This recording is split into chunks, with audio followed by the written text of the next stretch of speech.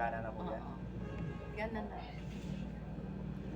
Yan ang gumagana na. Alright guys, for today's video kay Merly Vlog TV. Alright, from Bainat TV, shout out. Support natin guys si Merly Vlog TV. Subscribe and hit notification bell and share, like. Ayan. So, support natin si Idol Merly Vlog TV. Ang ginawa natin sa kanya ngayon ay ribbon, color. Yun po. Kung gusto niyo magpunta dito sa salon, agahan nyo lang po. Kailangan maaga po. Okay? So, patapos na tayo dito. Finishing products na ito. Rapid na matapos.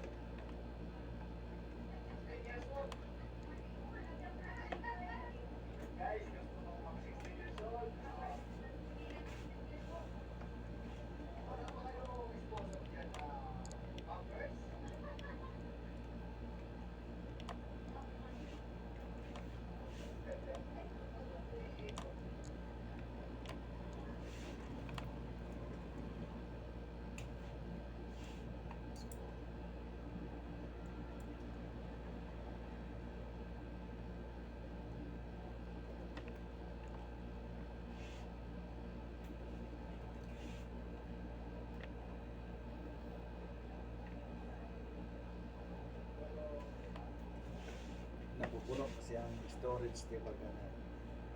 Pag maraming ano. Oh, bleach. Kaya yung vlogger, matataas ang sticks ng Oo. kanan yan. Cellphone. Kasi para hindi ka agad napupuno. Ako nga yung storage yung phone ko. 128 GB na. Taas na ano. Taas na yun ha. Pero nagsalpak pa ako ng 64 GB dahil napupuno talaga siya. Mabilis mapuno.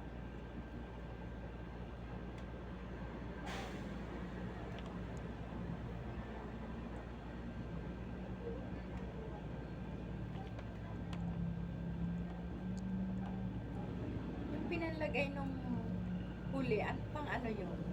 Parang ano siya? Yun po yung neutralizer ng ribbon. Ah, Pang permanent permanent. straightening na po. Kasi doon sa may amin, may nagaganito rin. Ganyan, Oh. nagre-riba. Wala siyang ina-apply na ano. Basta pagka isang apply, isang ano lang.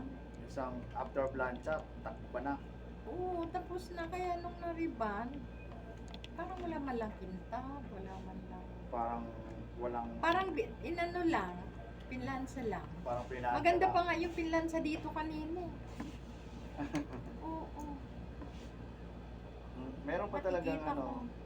meron pa talagang mga salonista na nagtitipid sa ano, Oo, kaya nga, gamot at sa the same time, loob-loob ko, hindi ganyan yung... kailangan makatapos agad sila ng maaga dahil siyempre alam mo na nangungumisyon lang sila.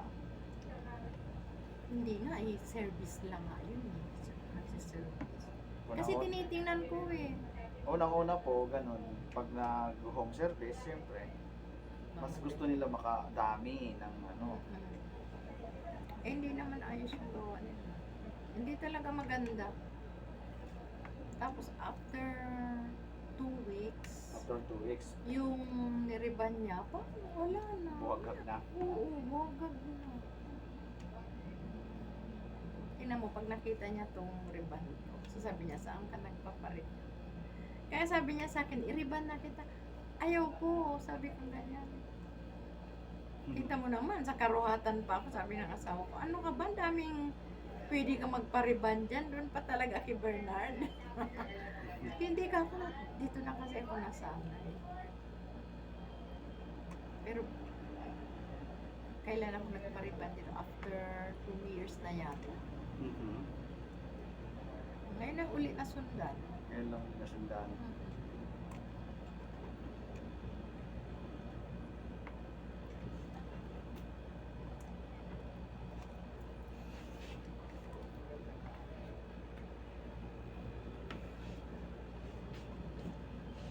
Ayan, tapos na tayo guys. So, may gugupitin na lang ako dito para maging proportion.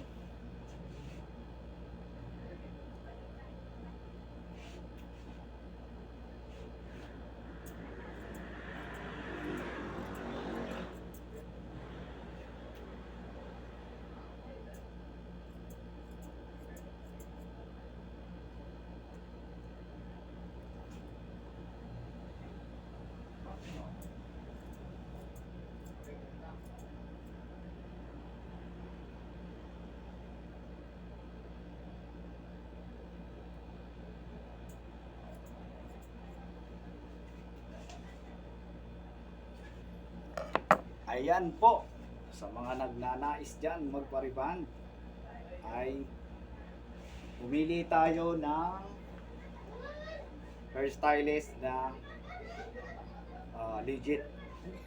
Yung Maganda, hindi okay. masasayang ang pera nyo. Yes. Alright! So, maraming salamat. Bye-bye. Thank you. Pindutin mo na.